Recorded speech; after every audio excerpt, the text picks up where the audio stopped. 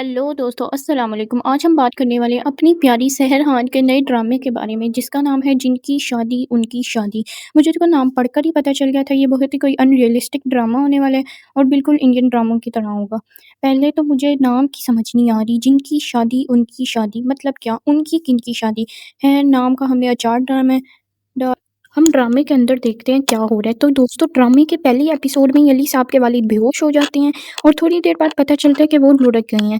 ये सुनते ही सारे मर्द जो होते हैं वो सफ़ेद लिबास पहनकर उनके घर आ जाते हैं। दूसरी तरफ अली, जिसको उसका भाई ये बताने के लिए कॉल करता है कि भाई तुम्हारा बाप अब इस दुनिया में नहीं रहा, लेकिन वो अपनी नई दोस्त नादिया के सामने शो ऑफ करने के लिए उसकी कॉल कट कर देगा कि भाई देखो मैं कितना कूल इंसान हूँ, अगर कोई प्राइम मिनिस्टर भी मुझे कॉल कर देना तो मैं उसकी कॉल भी कट कर दूँ।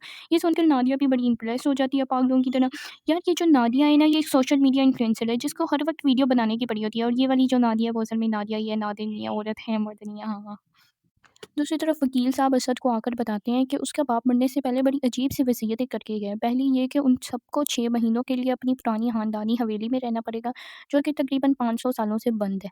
दूसरी ये कि उसके भाई अली की शादी उन्हीं 6 महीनों के अंदर अंदर हो जानी चाहिए। ये सुनकर असद और ज़ारा हैरान तो बहुत होते हैं, लेकिन आखिरकार वो हवेली जाने का फैसला कर लेते हैं।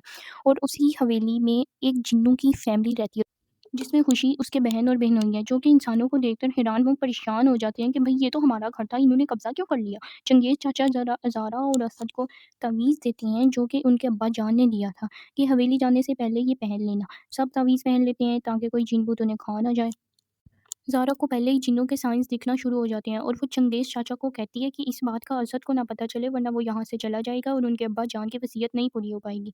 दूसरी तरफ नादिया को जब पता चलता है कि अली हवेली जा रहा है, तो वो उसके साथ ही चली जाती है, और जब वो हवेली पहुँचते हैं तो खुशी नादिया को अपने जादू से कोई झटका देती है और उसके बाल वेजिटा की तरह हो जाते हैं। नादिया को चुड़ैल दिखाई भी देती है, मगर ज़ारा उसे कहती है कि इस बात का किसी को पता ना चले। अगले दिन नादिया अपने घर वापस चली जाती है। जब खुशी अली को देखती है तो वो उस पर लट्टू हो जाती है और इंसान की शक्ल में आकर अली से मिलना शुरू कर देती है। अली भी उस पर लट्टू हो जाते हैं और यहाँ से जिन और इंसान की लव स्टोरी शुरू हो जाती है। इन दोनों की लव स्टोरी शुरू करने से पहले हम इन दोनों की बात बिल्कुल नहीं करेंगे, क्योंकि इन दोनों में मुझे कोई इंटरेस्ट नहीं है, वहीं साइड स्टोरी डाली। तो जब नादिया और उसकी अम्मी अपना बोरिया बिस्तर बांधकर हवेली रहने के लिए आ जाती हैं, तो खुशी उनसे जेलस होना शुरू हो जाती है। वो अली को कहीं दूर गुफा में ले जाती है और उसको बताती है कि वो जिनजादी है। लेकिन वो खुशी से कहता है कि तुम जिन हो तो क्या हुआ, मैंने तुमसे प्यार किया है, अगर जिए तो इकट्ठे जिएँगे, मरे तो इकट्ठे मरेंगे, मैं तुम्हारे लिए कुछ भी कर सकती हूँ। खुशी अली को बताती है कि उसके बहनोई ने आज नादिया और उसकी अम्मी को मारने की प्लानिंग बनाई हुई है, इसलिए उसका घर जाना सेफ नहीं है। मगर अली खुशी से कहते हैं कि अगर तुम मुझसे प्यार करती हो तो तुम्हें उन लोगों का भी ख्याल रखना पड़ेगा जिनसे मैं प्यार करता हूँ। ये सुनकर वो अली को जाने देती है। अली जैसे ही घर पहुँचता है तो खुशी का बहनोई नादिया की अम्मा जान को मारने की कोशिश कर रहा होता है। ये देखकर अली अपना तवीज़ अम्मा जान के गले में पहना देता है, जिसकी वजह से बहनोई साहब अम्मा जान की बजाय अली को उठाकर ले जाते हैं। एपिसोड 10 यहीं पर खत्म हो जाती है। अगली एपिसोड में देखते हैं अली के साथ क्या होता है। तुम लोगों को क्या लगता है, खुशी और अली की शादी होगी कि नहीं? नीचे कमेंट्स में बताओ।